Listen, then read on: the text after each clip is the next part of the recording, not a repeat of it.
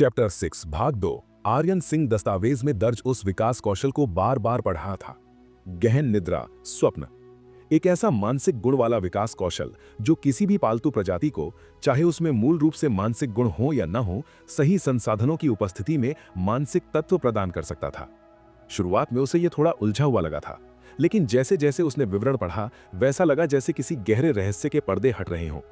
हर पालतू जीव सोता है, हर पालतू जीव सपने देखता है, पर यह कौशल पालतू को अपने ही स्वप्न लोक में उतरने की शक्ति देता है, स्वप्न को नियंत्रित करने की क्षमता देता है, और इसी माध्यम से मानसिक ऊर्जा शरीर और आत्मा में स्थापित होती है।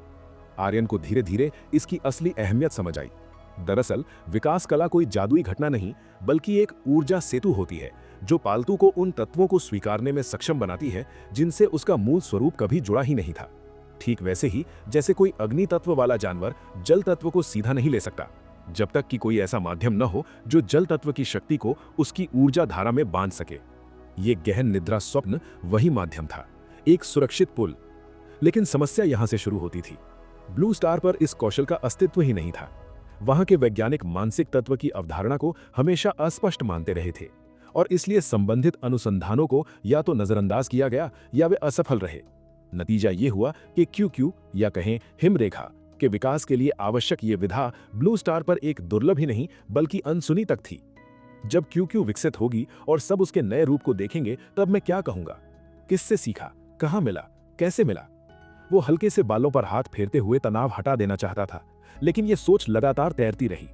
कुछ देर चुप रहने के बाद उसके चेहरे पर थकी हुई लेकिन सच्ची मुस्कान आई। जो होगा देखा जाएगा, अभी भविष्य की चिंता करने से कुछ नहीं बदलेगा। इस एक वाक्य के साथ उसका मन हल्का हो गया। कम से कम ये तो निश्चित था कि क्यू की प्रजाति का विकास पथ मौजूद था और वो अत्यंत शक्तिशाली था। ये खोज अपने आप में उसकी पूरी यात्रा की सबसे मूल्यवान उपलब्धि थी। उसके बाद आर्यन ने बाकी प्रजातियों की जानकारी पढ़नी शुरू की ताकि इस दुनिया की विविधता को समझ सके। दैवीय मार्शल संसार में जितनी प्रजातियां थीं, उनका आधा हिस्सा भी ब्लू स्टार पर कभी नोट नहीं किया गया था। कुछ प्रजातियों को वो किताबों में देखकर कल्पना करता था कि वे वास्तविकता में कैसा दिखेंगी, पर यहां वे जीवित सांस लेती हुई बागों में टहल रही थीं। कई प्रजातियां ऐसी थीं जिनका विकास पथ ब्लू स्टार से बिल्कुल अलग था। इसके अलावा विभिन्न शिक्षण कौशलों की सूची थी जिनके बारे में ब्लू स्टार ने कभी सुना तक नहीं था। नए तत्व, नई तकनीकें, नई संयोजन विद्याएं सब उसके सामने थीं। ये ज्ञान अकेला उसकी जिंदगी बदल सकता था, और यदि उसने इसे वापस ब्लू स्टार ले जाना शुरू किया तो पूरे महादेश की बीस्ट टेमिंग दुनिया बदल सकती थी। पढ़ते पढ़ते समय का एहसास ही नहीं रहा। जब उसने गर्दन सीधी की, आसमान गहरा नीला होकर पूरी तरह अंधेरा हो चुका था। बाग के बीच में तैरते प्रकाश पुंज जीव अपने शरीर की मुलायम रोशनी से उसका साथ दे रहे थे, जैसे वे उसके लिए चुपचाप दीपक जला रहे हों। आर्यन को अचानक महसूस हुआ कि शरीर नींद से झुकने लगा है, आंखें भारी हो रही हैं। जल्दी जल्दी उसने दस्तावेज समेटे और कमरे की ओर बढ़ा। क्यों मैं आ रहा हूं। वो बिस्तर पर लेटते ही एक गहरे आराम में उतर गया। उसकी चेतना धुंधलाने लगी, और अगले ही पल वो सीमा रेखा पार कर दूसरी दुनिया में प्रवेश करने वाला था, जहां हिमरेखा उसका इंतजार कर रही थी। चैप्टर 7। आर्यन सिंह जैसे ही अभिरक्षक संघ के बीस्ट टीमर प्रमाणन हॉल में पहुंचा, उसके कदम ठिठक गए। विशाल हॉल लोगों और पालतू प्राणियों से खचाखच भरा हुआ था। कहीं हवा में पंख फड़फड़ाती प्रजातियां उड़ रही थीं, तो कहीं जमीन पर तेजी से दौड़ते छोटे छोटे जीव। इतना भारी जमावड़ा देखकर हिमरेखा ने भी अपनी छोटी सी गर्दन उसके सीने में छुपा ली और हल्की सी मियाओ गूंज निकाली, मानो कह रही हो, इतने सारे लोग। आर्यन ने बिना घबराए उसे हल्के से थपथपाते हुए मुस्कुराकर कहा, लगता है हमें इंतजार करना पड़ेगा छोटू। और हिमरेखा ने उसी मासूमियत से जवाब दिया, मियाओ, कोई बात नहीं। लेकिन ये इंतजार आसान नहीं था। पूरा 1 घंटा लाइन में खड़े रहना पड़ा। आखिरकार उसकी बारी आई और वो हिमरेखा को संभालते हुए उस बंद कमरे में गया जहां अनुबंध की जांच की जाती थी। सबसे पहले उसकी पहचान आइरिस स्कैन से सत्यापित हुई। फिर कर्मचारी ने कहा कि वो हिमरेखा को बीस्ट टेमिंग स्पेस में भेजकर अनुबंध सिद्ध करें। आर्यन ने मन में एक हल्की सी तरंग उठाई और अगली ही क्षण एक हल्का पीला प्रकाश चिन्ह फर्श पर उभर आया। हिमरेखा एक क्षण भर में प्रकाश में विलीन होकर बीस्ट स्पेस में समा गई। दृश्य देखकर कर्मचारी की भौहें उठ गई। अरे, तुम तो इस साल के नए छात्र हो ना, फिर तुम्हारा बीस्ट टेमिंग स्पेस दूसरे स्तर का कैसे पहुंच गया? आर्यन ने तुरंत गला खखार कर कहा, शायद मेरा प्रतिभा स्तर थोड़ा असाधारण है। कर्मचारी ने घूर कर देखा। वाह, क्या जवाब है। मुझे तो लगता है तुमने 18 पूरे होने से पहले ही ध्यान साधना शुरू कर दी होगी। खतरा होता है पता है, फिर भी तुम बच गए, किस्मत वाले हो। आर्यन ने मन में सोचा, अगर तुम्हें असली कारण पता चल जाए तो तुम बेहोश हो जाओगे। लेकिन चूंकि कर्मचारी का दिया बहाना बिल्कुल उपयुक्त था, उसने वही मान लिया। जांच पूरी होने पर उसे एक चमकदार धातु का बैज दिया गया, बीस्ट टेमर बैज। उस बैज में उसकी पहचान से जुड़ा हुआ चिप लगा हुआ था, जिससे वो योगदान अंक और बाकी बीस्ट टेमर सुविधाओं का उपयोग कर सकता था। बैज हाथ में आते ही उसके चेहरे पर एक चमक उभर आई, लेकिन उसे तुरंत एक और चीज याद आई। वो झुककर कर्मचारी से बोला, क्या नए बीस्ट टेमर को वो संचार उपकरण मिलता है जिसमें प्राणीकोष और ऊर्जा जांच यंत्र दोनों मौजूद हों?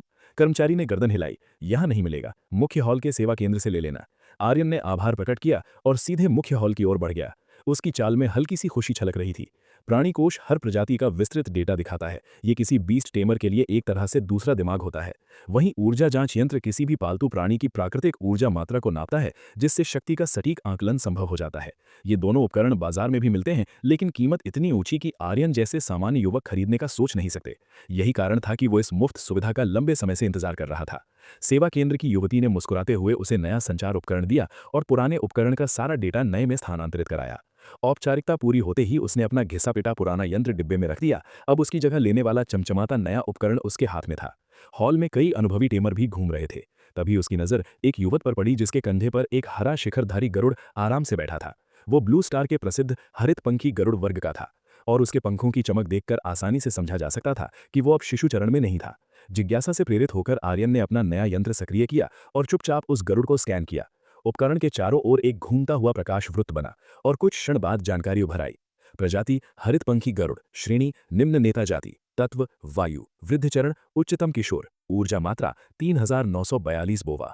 अगले ही क्षण आर्यन ने मन में सोचा, चलो अब अपनी हिमरेखा को आजमाते हैं। उसने उसे बीस्ट स्पेस से बुलाया। छोटा सा सफेद फुलफुला शरीर उसके सामने प्रकट हुआ। उसकी बर्फीली नीली आंखें चमक उठीं।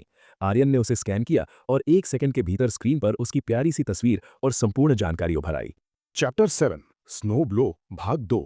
आर्यन के नए संचार उपकरण की स्क्रीन पर हिमरेखा का पूरा डेटा उभर आया। प्रजाति हिमरेखा बिल्ली, श्रेणी उच्च एलीट जाति, तत्व हिम तत्व, वृद्धि स्तर शावक, सामान्य ऊर्जा 183 बोव, प्रतिभा कौशल हिम आंधी, मुख्य कौशल हिम चिन्ह। हरित पंखी गरुड़ की तुलना में ये ऊर्जा कई गुना कम थी, लेकिन आर्यन जानता था कि यह बिल्कुल स्वाभाविक था। उच्च एलीट प्रजातियों के शावक अगर बिना किसी विशेष संसाधन के सिर्फ प्राकृतिक वृद्धि पर बढ़ते हैं तो उनकी ऊर्जा 200 से ऊपर शायद ही पहुंचती है। 183 बोव तो काफी अच्छा माना जाता था। शायद रोज रोज अग्नि में कुत्ते से लड़ने का असर था। इतने में हिमरेखा ने गर्दन उठाई, अपने नन्हे पंजों से आर्यन की पैंट पकड़कर उसके कंधे पर चढ़ गई और उसकी नीली बर्फ जैसी आंखें फड़फड़ाते हुए स्क्रीन पर झुककर बोली, म्याऊं। मानो कह रही हो, मुझे भी दिखाओ। थोड़ी देर देखने के बाद वो अपना सिर झुकाकर बोली, म्याऊं। समझ नहीं आया, आर्यन बताओ ना। आर्यन ने हंसते हुए उसे गोद में उठाया और उंगली से स्क्रीन की ओर इशारा करते हुए समझाया, ये देख, ये तुम्हारी ऊर्जा है 183 बोव। बुरा नहीं है, बल्कि काफी अच्छा है। जैसे जैसे तुम आगे के चरणों में जाओगी, ऊर्जा बहुत तेजी से बढ़ेगी। और ये रहा तुम्हारा मुख्य कौशल हिम आंधी, और ये तुम्हारा प्राकृतिक कौशल हिम चिन्ह। ये सुनते ही हिमरेखा उत्साह से उछल पड़ी। म्याऊं, मैं अभी हिम आंधी फूंक कर दिखाती हूँ। उसने मुंह खोल लिया था। भीतर बर्फीली ऊर्जा इकट्ठी होने लगी। आर्यन का चेहरा सफेद पड़ गया। अरे नहीं, उसने तुरंत हाथ से हिमरेखा का मुंह दबाकर उसे रोका और घबराकर इधर उधर देखा कि कोई ध्यान तो नहीं दे रहा। ये अभिरक्षक संघ का मुख्य प्रांगण था। यहाँ जरा सी भी क्षति उसके बस की बात नहीं थी भरपाई करना। उसने लंबी सांस लेकर समझाया, ऐसे नहीं छोटू, थोड़ी देर में हम प्रशिक्षण मैदान किराए पर लेंगे। वहीं तुम खुलकर हमला कर सकती हो, यहाँ नहीं। हिमरेखा ने आज्ञाकारी सिर हिलाया। म्याओ। आर्यन ने संचार उपकरण में हिमरेखा को अपने अनुबंधित प्राणी के रूप में दर्ज किया और उसके कौशलों को भी कोडेक्स में जोड़ दिया, जिससे आगे चलकर वो उसके प्रशिक्षण और प्रगति को बेहतर ढंग से ट्रैक कर सके। फिर वो हॉल से निकलकर सीधा सेवा काउंटर पर पहुंचा और प्रारंभिक स्तर का हिम प्रशिक्षण मैदान किराए पर लेने की मांग की। विवरण दर्ज होते ही वो हिमरेखा को साथ लिए प्रशिक्षण मैदान की ओर बढ़ा। कुछ ही देर में दोनों एक विशाल कृत्रिम हिम मैदान में पहुंचे, जिसका आकार कई फुटबॉल मैदानों के बराबर था। आधे मीटर मोटी बर्फ ने जमीन को ढक रखा था और आर्यन जैसे ही कदम रखता उसके पैर घुटनों तक धंस जाते। ये मैदान केवल उनका नहीं था। दूर कई अभिरक्षक अपने हिम तत्व वाले प्राणियों को प्रशिक्षण दे रहे थे। अकेले मैदान की कीमत काफी महंगी होती, इसलिए आर्यन ने सामान्य मैदान चुना था। अभी उसे और हिमरेखा को समझदारी से शुरुआत करनी थी। यहाँ प्रति घंटे 20 संघ मुद्रा किराया था। फिजूल खर्ची की कोई गुंजाइश नहीं थी। हिमरेखा तो जैसे घर लौट आई थी। वो खुशी से चिल्लाई, म्याऊं, और तेजी से बर्फ में दौड़ने लगी। हर कदम पर बर्फीले फूल जैसी आकृतियां बनती और बर्फ में गहरे निशान पड़ने के बजाय हल्के से हिम चिन्ह उभरते। ये उसके हिम चिन्ह कौशल का प्रभाव था। अभी हिम चिन्ह स्तर 1 पर था, इसलिए हल्के निशान बचते थे। स्तर 2 पर यह बिना किसी निशान के हवा जैसे दौड़ सकती थी और स्तर 3 पर तो हवा में तैरती बर्फ की परतों पर भी कदम रख सकती थी। स्तर 4 तक किसी हिमरेखा के पहुंचने का रिकॉर्ड आर्यन ने कभी नहीं पढ़ा था। हिमरेखा को बर्फ में उछलते कूदते देख वो मुस्कुराया, लेकिन जल्द ही उसका चेहरा गंभीर हो गया। उसने आवाज लगाई, हिमरेखा, अब प्रशिक्षण शुरू करते हैं। नन्ही बिल्ली तुरंत दौड़कर आई और सामने बैठकर बोली, म्याऊं, प्रशिक्षण, अग्नि में कुत्ते को हराना। आर्यन के चेहरे पर हल्की झुंझलाहट आई। बेचारा अग्नि में कुत्ता। वो खांसकर बोला, आज 3 घंटे प्रशिक्षण करेंगे, मेरी 3 शर्तें हैं। हिमरेखा चौकन्नी होकर बैठ गई। आर्यन ने कहा, पहली, पूरे 3 घंटे तुम हिम चिन्ह को लगातार सक्रिय रखोगी। हिमरेखा ने गर्व से पूंछ हिलाकर कहा, म्याओ। ये उसके लिए आसान था। ये कौशल ऊर्जा बहुत कम खर्च करता था और जंगली हिमरेखाएं इसे पूरे दिन चला सकती थीं। आर्यन ने सिर हिलाया और तैयारी में लग गया। अब हिमरेखा का असली प्रशिक्षण शुरू होने वाला था। आर्यन ने कियारा के सामने अपनी उंगलियां 3 बार उठाईं, जैसे किसी महत्वपूर्ण युद्ध योजना की घोषणा कर रहा हो। पहली शर्त वो पहले ही समझा चुका था, लेकिन अब उसने दूसरी शर्त गंभीरता भरे आवाज में दोहराई, 3 घंटों में कुल 12 बार हिम तूफान चलाना, यानी हर 15 मिनट पर एक बार। इसे सुनकर कियारा की बर्फीली नीली आंखें चौड़ी हो गईं, मानो कह रही हों कि ये तो असंभव सा भारी काम है। वो जानती थी कि हिम तूफान साधारण कौशल नहीं है। ये उसके छोटे से शरीर की बहुत बड़ी ऊर्जा खींचता है, और 2 बार लगातार चलाना भी उसके लिए किसी योद्धा चुनौती जैसा था। आर्यन उसे देखकर मुस्कुराया और पास बैठकर बोला कि उसे लगातार 12 बार नहीं करना है, बल्कि हर बार अपनी आधी ऊर्जा बचाकर तुम्हें अपने शरीर को थकान से गिरने नहीं देना है। ये बर्फीला प्रशिक्षण मैदान उसकी ऊर्जा को बेहद तेजी से बहाल करता है, इसलिए 15 मिनट का अंतराल उसके हिसाब से बिल्कुल सही था। कियारा ने तुरंत समझ लिया और एक हल्की म्याऊं के साथ सिर हिलाया, जैसे कह रही हो, ठीक है कप्तान। लेकिन असली चुनौती तीसरी शर्त थी। आर्यन की आंखों में अब गहरी उम्मीद चमक रही थी। ऊर्जा बहाल करने के दौरान कियारा को एक नया कौशल सीखना था, हिमश्वास। हिमश्वास बर्फ तत्व वाली सभी प्रजातियों के लिए जीवन बदलने वाला शिक्षण कौशल माना जाता है। आरंभिक स्तर पर यह सिर्फ आसपास एक मोटी बर्फ की हवा छोड़ता है, जो ज्यादा उपयोगी नहीं लगता। लेकिन दूसरा स्तर आते ही इसमें ऐसी क्षमता आ जाती है कि यह किसी भी स्थान को घने हिम क्षेत्र में बदल देता है। ऐसे वातावरण में बर्फ तत्व वाले जीवों की शक्ति कई गुना बढ़ जाती है। ये कौशल कियारा के लिए तो स्वर्गीय वरदान था, क्योंकि उसकी मूल आक्रामक शक्ति हिम तूफान और हिमश्वास की ऊर्जा लय एक जैसी थी। उसे ये कौशल न सिर्फ जल्दी आता, बल्कि हिम तूफान पर उसकी पकड़ भी और मजबूत होती। इसके अलावा हिमपक चिन्ह और हिमश्वास का संयोजन ऐसा माना जाता था जैसे किसी बर्फीले योद्धा को पंख मिल गए हों। जब हिमश्वास दर 2 पर पहुंचता तो कियारा के शरीर से किसी भी हिस्से से बर्फ उत्पन्न हो सकती थी, और हिमपक चिन्ह का तीसरा स्तर उसे हवा में तैरती बर्फ पर कदम रखकर उड़ने की क्षमता दे देता। आकाश में छलांग, हवा में दौड़ और ऊंचाई से लड़ाई। उड़ने का नाम सुनते ही कियारा के छोटे कान सतर्क हो गए और उसने उत्साह में अपना छोटा सा पंजा ऊपर करके पूछा, जैसे कह रही हो कि उसे ये सब पहले से मालूम है। वास्तव में प्रजनन क्षेत्र में वो कई बार सुन चुकी थी कि जो बर्फ प्रजाति इस कौशल को सीख लेती है, वो हवा में कूदकर उड़ सकती है। उड़ने का विचार आते ही छोटे से शरीर में तूफानी उत्साह भर गया और वो फूली फूली बर्फ पर उछल पड़ी। तुरंत सीखना है। आर्यन ने उसे मुस्कुराकर रोकते हुए कहा कि पहले हिम तूफान चलाना है। उसने मैदान के सामने एक खाली क्षेत्र की ओर इशारा किया और आदेश दिया, पूरा दम लगाओ। कियारा ने बिना झिझक गहरी सांस ली और अगले ही पल उसके छोटे मुंह के भीतर एक तेज घूमता बर्फीला प्रकाश संचित होने लगा। एक भारी घूमती हुई धुन के साथ उसने हिम तूफान छोड़ा। एक छोटा सा बर्फीला बवंडर आगे की ओर फटा और उसके साथ असंख्य तेज बर्फ के कण घूमते हुए उड़ गए। कुछ ही सेकंड में 5 मीटर का बड़ा क्षेत्र एक गोलाकार खड्ड में बदल गया। जमीन छोटे छोटे छेदों से भर गई, जैसे किसी ने हजारों बर्फीले तत्व वाली सूक्ष्म तलवारें उसमें उतार दी हो। ये देखने में जितना सुंदर था, उतना ही भयावह भी था। लेकिन आर्यन का ध्यान जमीन पर नहीं गया। उसने तुरंत कियारा की ओर देखा। कियारा हिम तूफान की प्रतिघात शक्ति से पीछे की ओर 2 बार लुढ़की थी। यह स्पष्ट संकेत था कि वो कौशल का संतुलन अभी सही से नहीं पकड़ रही थी। युद्ध में यह गलती घातक सिद्ध हो सकती थी। लेकिन उसने इसे कियारा को कहकर हतोत्साहित नहीं किया। उसने उसके सिर पर हाथ फेरा और मुस्कुराते हुए बोला कि उसने शानदार काम किया है। अब ऊर्जा वापस आने दो और फिर हिम श्वास सीखना शुरू करते हैं। कियारा उत्साह से म्याऊं करके ऊंची छलांग लगाई, जैसे अभी उड़ान भरने को तैयार हो, और उसकी आंखों में एक नया सपना चमक रहा था, हवा में तैरना। चैप्टर 8, कठोर अंदाज की शिक्षा। हिमरेखा के कौशल स्नोब्लो का प्रशिक्षण ब्लू स्टार और महानयान जैसी दुनिया दोनों में मौजूद था, लेकिन दोनों स्थानों की शिक्षण पद्धति में खूब अंतर था। आर्यन सिंह ने पिछली रात महानयान साम्राज्य में हिमरेखा के बारे में जितनी जानकारी पढ़ी थी, उसमें इस कौशल की एक बेहद अनोखी और देसी सी पद्धति का जिक्र था। इसके विपरीत ब्लू स्टार पर सिखाने का तरीका ज्यादा वैज्ञानिक और व्यावहारिक था, वीडियो, डायग्राम, ट्रेजेक्टरी मैप और बार बार की प्रैक्टिस। लेकिन महानयान की विधि कुछ ज्यादा जुगाड़ू थी और आर्यन को वही ज्यादा पसंद आई। इसलिए उसने फैसला किया कि हिमरेखा को पहले महानयान वाली ट्रेनिंग ही आजमानी चाहिए। हिमरेखा, पहले अपने मुंह में एक मुट्ठी बर्फ भर लो, उसने आदेश दिया। म्याऊं। सच में? सवाल से भरी नजरों के बावजूद हिमरेखा आज्ञाकारी रहने वाली थी। वो झुककर बर्फ उठाती है और आऊ ऊ करते हुए एक पूरा गोला मुंह में दबाकर आर्यन को देखने लगी। अब मेरी तरह करना। आर्यन ने इधर उधर देखा, एक साफ सुथरा बर्फ का गोला उठाया और उसे खुद अपने मुंह में ठूंस लिया। अगले ही पल उसने अपने मुंह से जोर से फूंक मारी और बर्फ का गोला सैकड़ों छोटे छोटे टुकड़ों में बिखरकर हवा में चमकता हुआ गिरने लगा। हिमरेखा, बीस्टिमर, क्या आप मजाक कर रहे हो? लेकिन आर्यन की गंभीर आंखें देख वो विरोध भी ना कर सकी और उसी की नकल करती हुई बर्फ को मुंह से बाहर फूंकने लगी। एक ही कोशिश में हिमरेखा द्वारा उड़ाई गई बर्फ आर्यन की तुलना में 10 गुना ज्यादा सुंदर दिखी। ठीक है, आर्यन को तो ये कौशल आना नहीं था, लेकिन हिमरेखा को अवश्य आएगा। आर्यन मुस्कुराया। अब यही क्रिया बार बार दोहरानी है। हर बार जब तुम बर्फ उगलो तो कोशिश करना कि अपने अंदर की ऊर्जा से 2 गुनी बर्फ बाहर उत्पन्न करो। धीरे धीरे जब बिना मुंह में बर्फ भरकर भी उतनी ही बर्फ बाहर फूंक सको, तब समझना तुमने स्नो ब्लो सीख लिया। मियाओ समझ गई। उसकी आंखों में चमक थी। ये कौशल सीखकर वो उड़ भी सकती है। कम से कम उसे तो यही विश्वास था। चलो हिमरेखा, मियाओ चलते हैं। इतने में प्रशिक्षण क्षेत्र के दूसरे हिस्से में एक पोनीटेल वाली लड़की तानिया मल्होत्रा अपनी बर्फीले ताज वाली पेंगुइन जैसी पेट बीस्ट हिमशिखा को आराम करा रही थी। हिमशिखा, थोड़ा आराम करो, तुमने अच्छा किया, तानिया ने कहा। हिमशिखा कां कां करती हुई खुशी से फीड ब्लॉक चबाने लगी। तानिया ने मन ही मन आह भरी। उसका पेट बीस्ट एक दुर्लभ बर्फ जल द्वितत्व वाली प्रजाति थी, भविष्य में बड़ी ताकत बनने वाली, लेकिन बहुत आलसी। वो सुबह से इसे स्नो ब्लो सिखा रही थी, लेकिन ये रत्ती भर भी नहीं सीख रही थी। अगर हिमरेखा होती तो वो तो कुछ घंटों में सीख जाती। वो सोच ही रही थी कि तभी उसकी नजर दूर एक जगमगाती रोशनी जैसी हलचल पर पड़ी। एक हिमरेखा, सचमुच की हिमरेखा, बर्फ में खेलती हुई। उसने विस्मय में सांस खींच ली। इतनी प्यारी। उसके पैरों ने खुद ही दिशा पकड़ ली। हिमशिखा चलो। का क्यों? मन मारकर वो भी पीछे पीछे चल दी। कुछ ही कदम बाद तानिया ठिठक गई। उसकी आंखें फैलती चली गई। हिमरेखा अपने मुंह में बर्फ भरकर फूंक रही है, फिर बर्फ भर रही है, फिर फूंक रही है। ये क्या था? क्या ये वाकई स्नोब्लो की ट्रेनिंग है? ऐसा कौन सिखाता है? वो अविश्वास में बुदबुदाई और तेज कदमों से आगे बढ़ने लगी। उसे उस बीस टेमर से बात करनी ही थी, क्योंकि ये ट्रेनिंग तो नासमझी की हद थी, या फिर ये कोई ऐसा पागलपन था जो सचमुच काम कर जाए।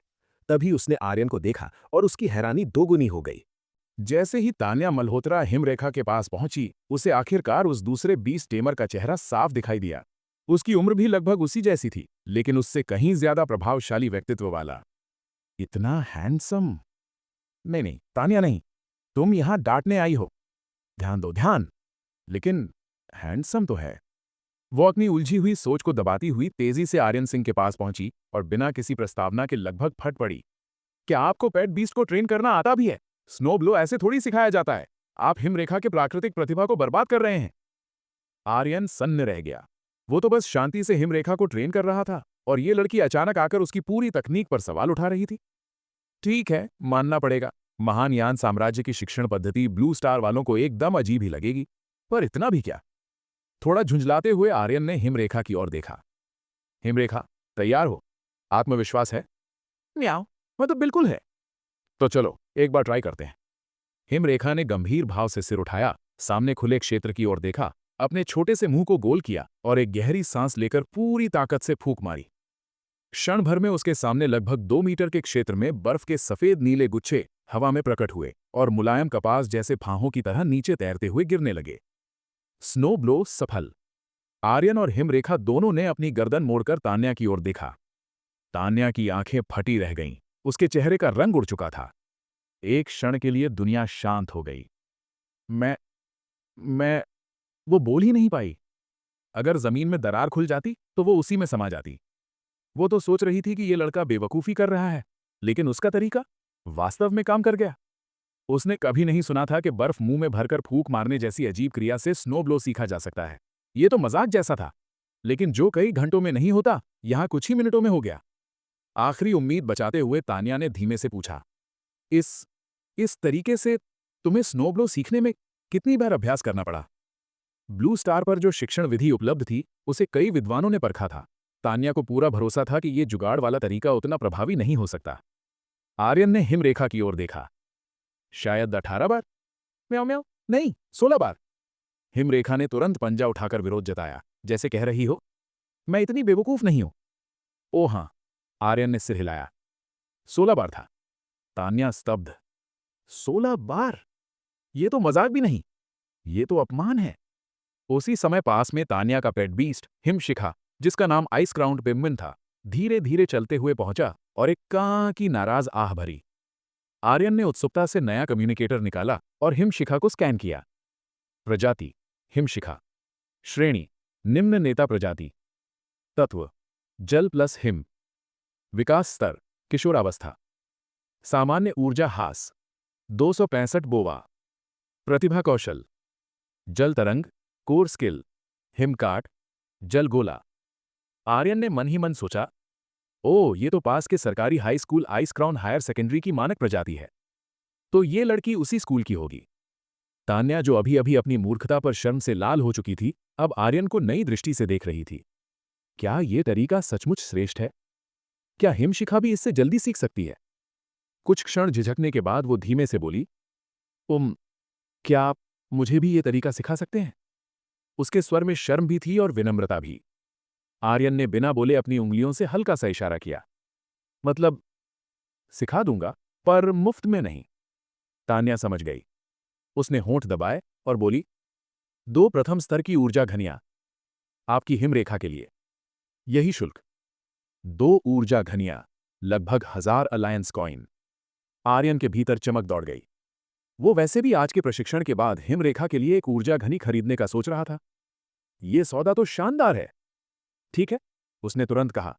रुको, तान्या ने हाथ उठाया। पहले मेरी हिमशिखा तुम्हारे तरीके से सीख कर दिखाएगी, तभी भुगतान करूंगी। वो बेवकूफ नहीं थी।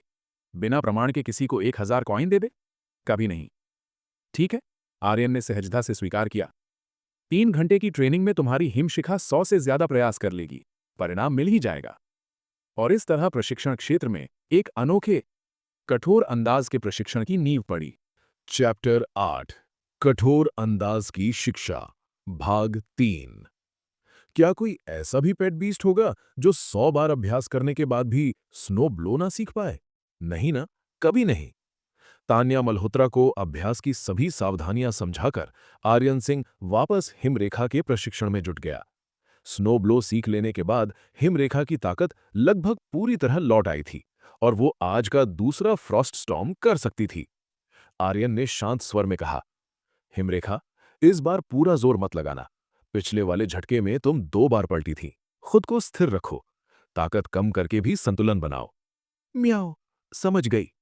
हिमरेखा ने गर्दन उठाई, गहरी सांस ली और फिर हल्के दबाव के साथ फ्रॉस्ट स्टॉर्म छोड़ा। इस बार दायरा 5 मीटर से घटकर 4 मीटर रह गया, लेकिन सबसे जरूरी बात, वो सिर्फ हल्का सा डगमगाई और तुरंत स्थिर हो गई। आर्यन मुस्कुराया। बहुत बढ़िया। पहले इसी ताकत पर महारत हासिल करो। जब संतुलन पूरी तरह रख पाओ, तब धीरे धीरे ताकत बढ़ाएंगे। म्याओ, ठीक है। 3 घंटे बाद। ठीक है, आज का प्रशिक्षण यहीं खत्म। थकी हुई हिमरेखा को गोद में उठाकर आर्यन ने प्रथम स्तर ऊर्जा घनी निकाली। इसे खाकर देखो कैसा लग रहा है। हिमरेखा ने जैसे ही हल्की सी कैटनिप महसूस की, उसका चेहरा चमक उठा। म्याओ, कैटनिप। आर्यन हंस पड़ा। धीरे खाना, ये सामान्य फीड ब्लॉक नहीं है। ऊर्जा बहुत ज्यादा है। हिमरेखा ने खुशी से घनी खाने लगी। उसके नन्हे पंजे तेजी से हिल रहे थे, मानो वो कह रही हो, ये दुनिया की सबसे स्वादिष्ट चीज है। 3 घंटे के प्रशिक्षण में स्नो ट्रेस बहुत थोड़ा उन्नत हुआ था। स्नो ब्लो की पकड़ पहले से बेहतर लगी, लेकिन दूसरा स्तर अभी दूर था। सबसे अधिक सुधार फ्रॉस्ट स्टॉर्म में हुआ। अब वो 4 मीटर के दायरे में पूरा संतुलन बनाए रख सकती थी। अगले लक्ष्य में दायरा बढ़ाना था। ये ऊर्जा घनी तान्या मल्होत्रा द्वारा दिया गया भुगतान था। इन 3 घंटों में तान्या भी पास में खड़ी अपने हिमशिखा को सिखा रही थी। आर्यन की बताई पद्धति को पहले उसका मन मानने को तैयार नहीं था, पर जब हिमशिखा ने 100 से ज्यादा प्रयासों के बाद आखिरकार स्नो ब्लो सीख लिया, तो उसकी खुशी का ठिकाना न रहा। शुक्रिया व्यक्त करने के लिए तान्या ने 2 अतिरिक्त कैटनिप स्वाद ऊर्जा घनियां खरीदी और दे दी। मानना पड़ेगा, जब कोई लड़की उत्साह में ज्यादा भुगतान करे तो उसका अंदाज वाकई अनोखा होता है। आर्यन ने मन ही मन सोचा। इधर हिमरेखा ने ऊर्जा घनी खत्म कर ली थी और इतनी खुश थी जैसे हवा में नाचने लगे। म्याऊ म्याऊ, बहुत मजेदार, पेट उछल रहा है। आर्यन ने उसे गोद में उठाया और नया कम्युनिकेटर निकालकर उसका स्तर फिर स्कैन किया। पंजीकरण IAB 0086, प्रजाति हिमरेखा, संविदा बीस्ट, प्रजाति श्रेणी उच्च एलीट, तत्व हिम, विकास स्तर किशोरावस्था, सामान्य ऊर्जा 189 बोवा, कौशल snow storm 1, snow trace 1, snow blow 1। पहले 183 बोवा था, अब एक ही दिन में +6 बढ़ गए। प्रथम स्तर ऊर्जा घनी ने सच में कमाल कर दिया। आर्यन ने हिमरेखा को सहलाया और दृढ़ता से सोचा, कल भी इसे लेकर प्रशिक्षण पर जरूर आऊंगा, क्योंकि असली सफर अभी शुरू हुआ था। चैप्टर 9 छल की योजना। आर्यन सिंह जब कियारा को लेकर अनाथालय लौटा, तब तक रात काफी हो चुकी थी। दिन भर के प्रशिक्षण ने उसके शरीर को थका दिया था और कियारा भी ऊर्जा घनी का असर उतरते ही सुस्त पड़ने लगी थी। म्याऊ, बीस्ट स्पेस में जाना है। रुको, आर्यन कियारा को बीस्ट स्पेस में भेजने ही वाला था कि अचानक उसका हाथ हवा में ठहर गया। उसके चेहरे पर हल्का तनाव उभरा। कुछ गड़बड़ थी। वो कुछ बहुत जरूरी बात भूल गया था। कल रात जब वो दूसरी दुनिया शेनवू गया था और वहां पता चला कि कियारा भविष्य में निम्न राजवंश प्रजाति तक विकसित हो सकती है, तो लौटते ही उसने बिना सोचे समझे उसके साथ अनुबंध कर लिया था। अब असली समस्या सामने आई थी। सिंह परिवार में उसने अब तक किसी भी पालतू से अनुबंध नहीं किया था, लेकिन आज अगर वो शेनवू पहुंचता और साथ में कियारा भी दिखाई देती, तो उसके माता पिता पूछ बैठते, ये पालतू आया कहां से? पहले ही उसकी स्मृति लोप और बीस्ट स्पेस का अचानक द्वितीय स्तर में बदल जाना संभालना कठिन था। अब एक और अचानक प्रकट हुआ पालतू। राजेंद्र सिंह और मधुमिता सिंह निश्चित ही संदेह कर बैठते। इसलिए आज रात वो कियारा को साथ नहीं ले जा सकता था। अनुबंध की बात अभी गुप्त रखना जरूरी था। एक रात और उसे अपनी बाहों में सुलाना ही ठीक रहेगा। अब सवाल था, कियारा को ये बात कैसे समझाई जाए। वो मूर्ख नहीं थी, उसकी बुद्धि इंसान के बराबर थी। उसे धोखे में रखना गलत भी था। कुछ देर सोचने के बाद आर्यन ने निश्चय किया, कियारा, कुछ सच बता देना ही सही है। उसने आसपास देखा, कमरा बंद किया और फुसफुसा कर बोला, कियारा, मुझे तुम्हें एक बहुत बड़ा राज बताना है। मियाओ। बड़ा राज? 5 मिनट बाद आर्यन ने उसका सिर सहलाते हुए कहा, इसलिए आज रात तुम बीस्ट स्पेस में नहीं जा पाओगी, लेकिन चिंता मत करो, जैसे ही मैं शेनवू पहुंचकर कोई तरीका ढूंढ लूंगा, मैं तुम्हें भी अपने साथ ले जाऊंगा, वादा है। कियारा ने आंखें बड़ी कर लीं। इंसान क्या क्या छुपा रहा है? पर थोड़ी देर उसे देखते रहने के बाद मुलायम स्वर में बोली, म्याऊ, म्याऊ, तब तुम वहां अकेले सावधान रहना। आर्यन मुस्कुराया, मैं रहूंगा, अब सोते हैं। कियारा हमेशा की तरह उसके कंबल में घुसकर उसकी बाहों में गोल होकर लेट गई। म्याऊ, बीस्ट स्पेस न सही, लेकिन यहां तो आराम है। आर्यन मुस्कुराते हुए आंखें बंद कर गया। उसे यह समस्या जल्द से जल्द हल करनी थी। हर देर नए खतरे खोल सकती थी। शेनवू संसार। जब आर्यन ने आंखें खोलीं, वो सिंह परिवार के विशाल कक्ष में था। आज उसका शरीर पूर्णतः स्वस्थ था। यहाँ का शरीर ब्लू स्टार वाले शरीर से कहीं ताकतवर था। हालांकि अब वो मार्शल आर्ट्स नहीं सीख सकता था, क्योंकि बीस्ट स्पेस का दूसरा स्तर इसे रोकता था, लेकिन बचपन से किया गया शरीर शोधन प्रशिक्षण उसमें बना हुआ था। ये स्तर उतना ही था जितना किसी किशोर अवस्था वाले दैत्य प्राणी की ताकत। हालांकि इसका उपयोग कम ही होने वाला था, फिर भी ये एक लाभ था। शायद समय मिलने पर वो ब्लू स्टार पर अपने दूसरे रूप को भी ये साधना सिखा सकता था। जैसे ही आजी जांच करने आई, आर्यन पहले से ही बाग में तमाम छोटे पालतुओं से घिरा हुआ था। आज भी उसका मन एक ही समस्या में उलझा हुआ था, कियारा को शेनवू में कैसे लाया जाए। उसने आजी को आते देखा और मुस्कुराकर कहा, आजी, क्या तुम योंगनान नगर के चारों ओर का नक्शा ला सकती हो? जी युवा स्वामी। आजी झुककर तुरंत निकल गई। आर्यन ने पास के ब्राइट लाइट बॉल नामक प्राणी को हाथ में उठाया और उसे दबाते हुए सोचा, कियारा को यहां लाने का एक ही तरीका है, एक नकली अनुबंध दिखाना। पहले उसने सोचा वो माता पिता से कह सकता है कि उसे हिमरेखा चाहिए, फिर एक नया हिमरेखा लाकर दिखावे में उससे अनुबंध करे और असल में कियारा को बुलाए। लेकिन समस्या ये थी, अतिरिक्त हिमरेखा आएगी कहां से? अगर वो अधिक निर्दयी होता तो शायद अतिरिक्त हिमरेखा का इंतजाम कर देता, लेकिन आर्यन ऐसा नहीं था। वो किसी निर्दोष प्राणी को नुकसान नहीं पहुंचा सकता था। अब उसे कोई और तरीका ढूंढना ही था, जैसे अनुबंध टूटने का नाटक, गायब होने का बहाना, या एक ऐसे प्राणी का चुनाव जो कियारा से मिलता जुलता हो, फिर सही समय पर अदला बदली। एक नई योजना धीरे धीरे आकार लेने लगी थी, जो आगे चलकर पूरे शेनवू संसार को हिला देगी। चैप्टर 9, छल रणनीति की योजना भाग 2।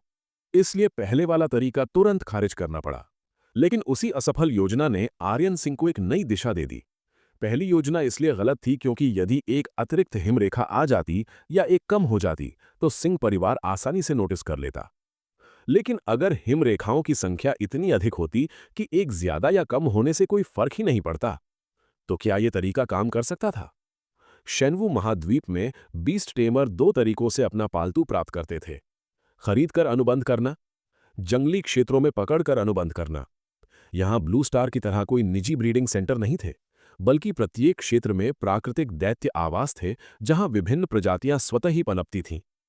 खरीदने पर संख्या बिल्कुल सटीक रखनी पड़ती, इसलिए वो तरीका असंभव था। लेकिन अगर वो किसी ऐसे जंगली क्षेत्र में जाता जहां हिमरेखा बहुत अधिक संख्या में हो, तो एक अतिरिक्त के आने जाने पर किसी की नजर भी नहीं जाती। आर्यन को अपनी और कियारा की क्षमता का अंदाजा था। जंगली इलाके में गहराई तक जाना जोखिम भरा था, लेकिन अच्छी बात यह थी कि उसे वहां किसी दैत्य से अनुबंध करने की जरूरत ही नहीं थी। उसे बस इतना करना था कि जंगली क्षेत्र तक जाना, थोड़ी देर वहां रहना, किसी तरह का संघर्ष का निशान छोड़ना और लौटकर दिखाना कि उसने वहीं से हिमरेखा से अनुबंध किया है। बस बात खत्म। इस योजना में न खतरा था, न कोई विरोधाभास। आर्यन के मन में सहज विश्वास पैदा हुआ, यही सही तरीका है। इसीलिए उसने आजी को योंगनान नगर के आसपास का नक्शा लाने को कहा था। उसे बस किसी बर्फीले दैत्य क्षेत्र की तलाश थी। अगर पास में ऐसा क्षेत्र मिल गया तो सब आसान था। अगर न मिला और उसे बहुत दूर जाना पड़ता, तो फिर उसे कोई दूसरी चाल चलनी पड़ती। कुछ ही देर में आजी नक्शा लेकर लौट आई। आर्यन ने नक्शा खोलकर देखा और अचानक उसके चेहरे पर राहत उभर आई। योंगनान नगर के ठीक उत्तर में एक विशाल पर्वत श्रृंखला थी, प्रशीत गिरि पर्वतमाला, जो सदैव बर्फ से ढकी रहती थी। हिम प्रजाति दैत्यों का आदर्श निवास। बस योजना तैयार थी। अगली यात्रा में वो कियारा को साथ लेकर प्रशीत गिरि पर्वतमाला के बाहरी भाग में जाएगा। वहां 2 घंटे रहेगा, फिर वापस आकर दिखाएगा कि उसने वहीं अनुबंध किया। परिवार को कुछ भी शक नहीं होगा। मन में शांति आई तो आजी ने पर्वतों के बारे में और जानकारी ली। रास्ते, खतरे, तापमान, आसपास की बस्तियां, हर डिटेल। सब कुछ सुरक्षित था। अब इस योजना को विफल करने वाला कोई कारण नहीं था। बाद में यादें वापस पाने की कोशिश का बहाना बनाकर उसने अपने माता पिता से बात शुरू की। माहौल हल्का करते हुए उसने बताया, मुझे लगता है कि अपना पहला पालतू मैं खुद ढूंढना चाहता हूं। राजेंद्र सिंह ने यह सुनकर गर्व महसूस किया। मधुमिता सिंह थोड़ी चिंतित हुई और एक परिवार सदस्य को साथ भेजने की बात भी कही। पर आर्यन ने मुस्कुराकर, ये इतना दूर नहीं है, मैं सावधान रहूंगा और मेरी बॉडी रिफाइनिंग साधना मुझे सुरक्षित रख सकती है, कहकर उन्हें मना लिया। सब इंतजाम होने के बाद आर्यन अपने कक्ष में लौटा और बीस्ट स्पेस साधना में बैठ गया। बीस्ट स्पेस का स्तर अत्यंत महत्वपूर्ण था। यह तय करता था कि वो कितने पालतू अनुबंध कर सकता है और वे अधिकतम किस स्तर तक बढ़ सकते हैं। कियारा से अनुबंध के कारण वो 2 दिन पीछे हो गया था। अब उसे वो समय पूरा करना था। ध्यान में बैठते हुए उसे अपनी दूसरी बड़ी क्षमता याद आई, 2 दुनिया की समय चक्र शक्ति। एक दुनिया में उसका शरीर सो रहा होता तो दूसरी दुनिया में उसका शरीर सक्रिय होता। इसका मतलब दूसरे लोग जितना समय साधना में लगा सकते हैं, वो उसका 2 गुना समय लगा सकता था। ये लाभ अत्यंत अद्भुत था। शायद यही वो कुंजी थी जो उसे दोनों दुनियाओं में आगे ले जाएगी। पूरी रात ध्यान में बीती और फिर वो नींद में लौटकर ब्लू स्टार पर पहुंच गया। जैसे ही उसने आंखें खोली, म्याऊ, गुड मॉर्निंग, कियारा तुरंत उसकी छाती पर उछलकर बैठ गई। आज उसकी आंखों में सिर्फ एक ही बात थी, जिज्ञासा। म्याऊ, योजना समझ ली? हरिम ने हंसकर कहा, हाँ, सुनो कियारा, हम ऐसे करेंगे। उसने पूरी योजना उसे समझाई। कियारा ने ध्यान से सुना, फिर चमकती आंखों से सिर हिलाया। म्याऊ, समझ गई। आर्यन ने राहत की सांस ली। आज भी प्रशिक्षण करना है। कल की बची ऊर्जा गणिका आज तुम्हारी सामान्य ऊर्जा 190 से ऊपर कर सकती है। म्याऊ, चलो। कल के थका देने वाले अभ्यास के बावजूद कियारा की प्रगति शानदार थी। उसका नियंत्रण, उसका कौशल और उसकी ऊर्जा सब तेजी से बढ़ रहे थे। और अब अगला कदम, वो महान छल जिसे कोई पहचान भी नहीं पाएगा।